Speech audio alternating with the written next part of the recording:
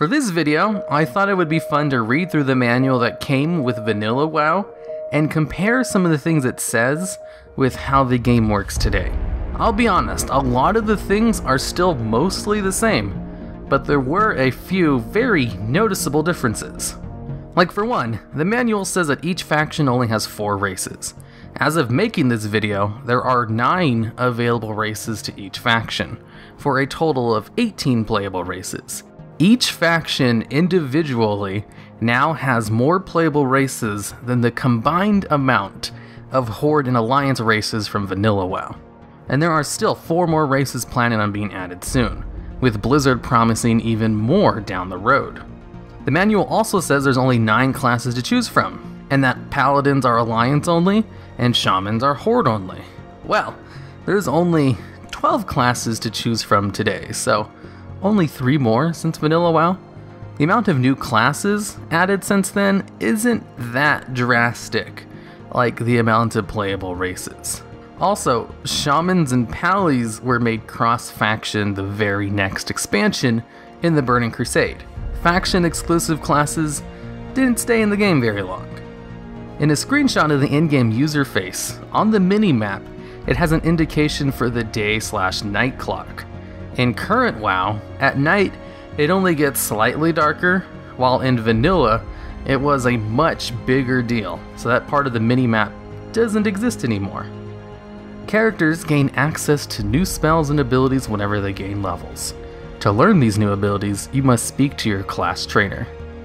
In current WoW, you learn all of your spells automatically, and the only classes that still need to visit the trainers are mages to learn new portals.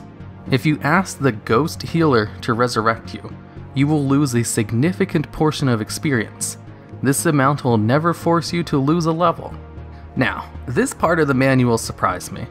I didn't know they had planned on making you lose experience on death.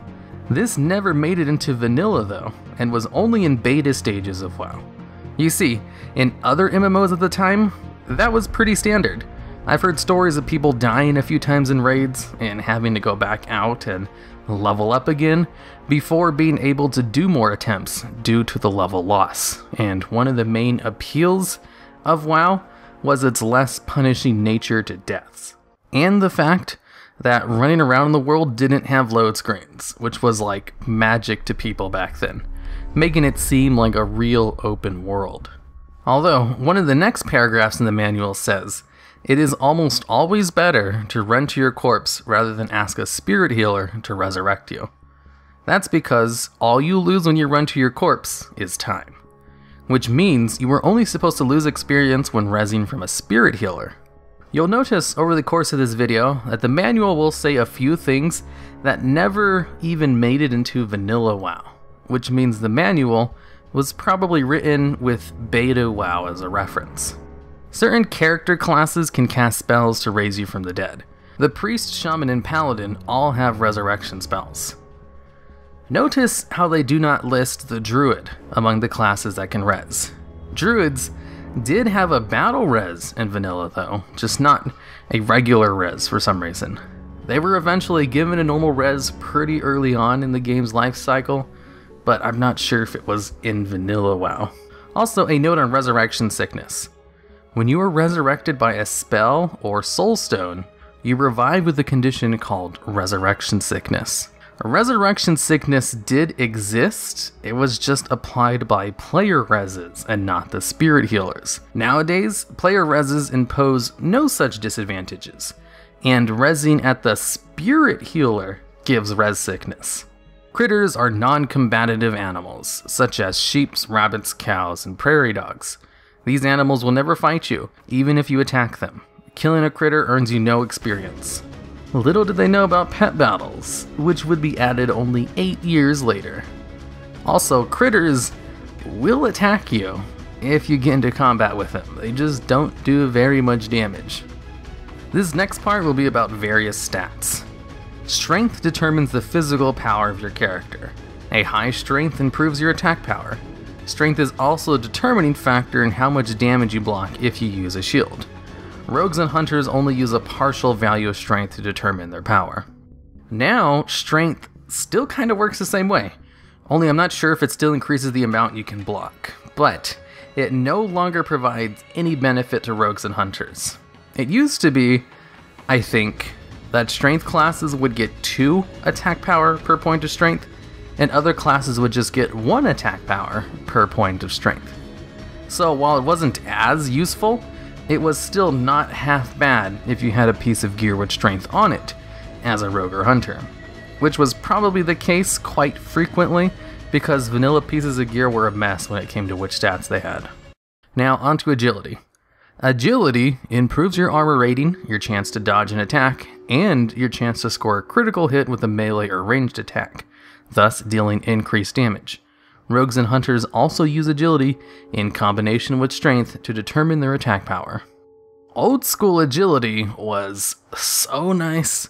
Current day agility just gives attack power, but it used to also give an increase to dodge, an increase to armor, and an increase to crit. It was good to the point where tanks didn't really mind it on a piece of gear, all the way up until late Wrath. Plus the vanilla version gave rogues and hunters 2 attack power per point, and other classes only 1. But then in the Burning Crusade it was changed only 1 attack power per point for all classes, because I guess Blizzard thought agility was too overpowered as is, for all the different stats it gave on top of attack power.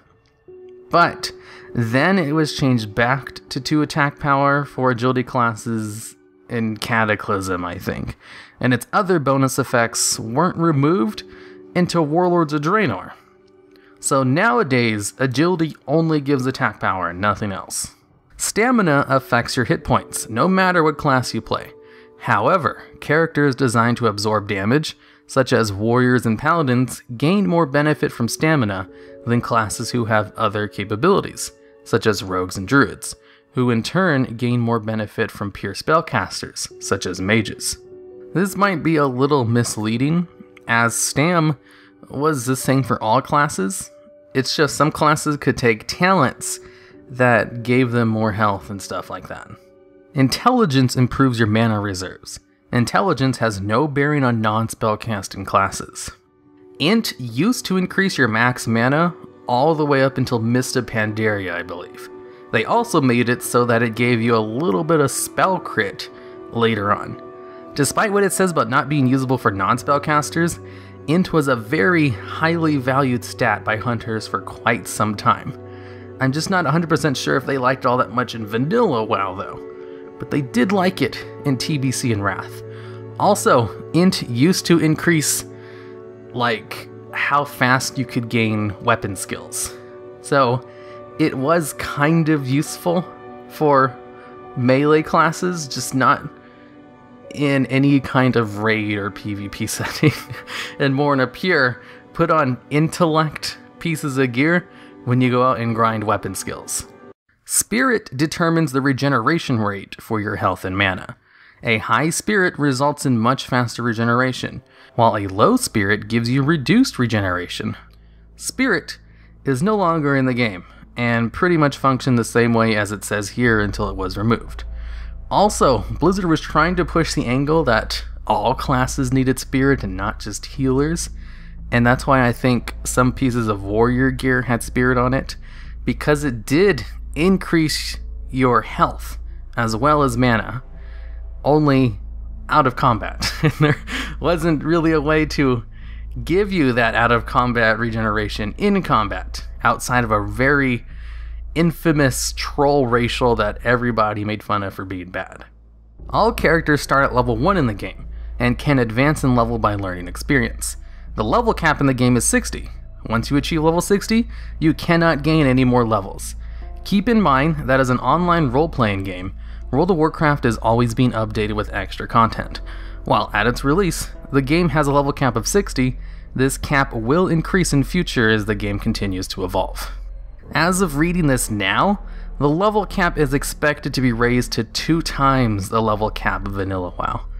Just goes to show how long ago this was. Experience is the only means of advancing your character levels, and is gained in 2 primary ways. Most experience comes from defeating monsters and from completing quests. A third means of getting experience, exploring the world, gives you so little experience compared to the two primary methods that it can't really help you gain character levels. Nowadays, there are a few more ways to get XP outside of the 3 listed in the manual. You now also get experience from battlegrounds, collecting materials from gathering professions, finding treasures, and from pet battles, in addition to killing monsters, exploring, and doing quests. Your class skills, which determine the effectiveness of your class spells and abilities, do not automatically improve when you level up. Instead, they improve as you use them. However, the skill cap you have in class skills does increase when you gain a level. For example, as a first level priest, your maximum skill level in holy magic is 5. As you cast holy spells, your holy skill will eventually max out at 5 points, until you advance to the next level and your holy magic skill cap increases. This was the old system of spell skills, which never made it into vanilla WoW. But weapon skills did make it into the game and worked exactly how it's listed here. Except for, only using weapons instead of spells. The 4 slots at the bottom of your character window are for your handheld equipment. The first slot is for your primary hand, the second slot is for your offhand, the third slot is for your ranged weapon, and the 4th slot is for your ammunition. Nowadays, we only have 2 slots for weapons, not 4. It used to be you could have 2 melee weapons equipped along with a ranged weapon at the same time. The ranged weapon was almost exclusively just a stat stick for all classes except hunters. So Blizzard just removed it and moved ranged weapons and wands to the main hand slot. Although I guess an argument could be made that many casters did use their wands also, except you only ever wanded something if you didn't want to use mana. So when Blizzard kind of fixed the whole casters never run out of magic thing, they didn't really need wands anymore. For this next part, the manual lists all the types of item quality in the game. Gray, white, green, blue, and purple. And then hints that there may be a more powerful type out there. Obviously hinting at legendary.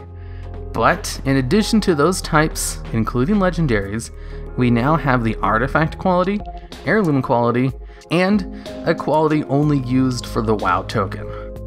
Alright, and that's it for this part of the video. I'm gonna cut this video into 2 parts because this video is a lot longer than I thought it would be, and I want to have it out by the end of the week that I'm uploading this on. So the next video will be coming out like next week, although if you're watching this in the future, you should be able to watch it like right now.